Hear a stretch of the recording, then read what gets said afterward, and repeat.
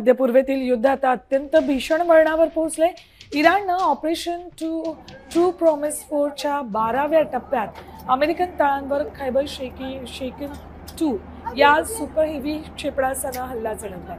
Kuwait आणि बहरीनमधील American तळांना लक्ष्य केल्याचा दावा इराणनं केलाय। या हल्ल्यामुळे संपूर्ण जगात खळबळ माजली। अशातच आता इराणनं होर्मुझची सामुद्रधुनी बंद करण्याची धमकी दिल्यानं जागतिक तेल पुरवठ्यावर संकट ओढवलंय।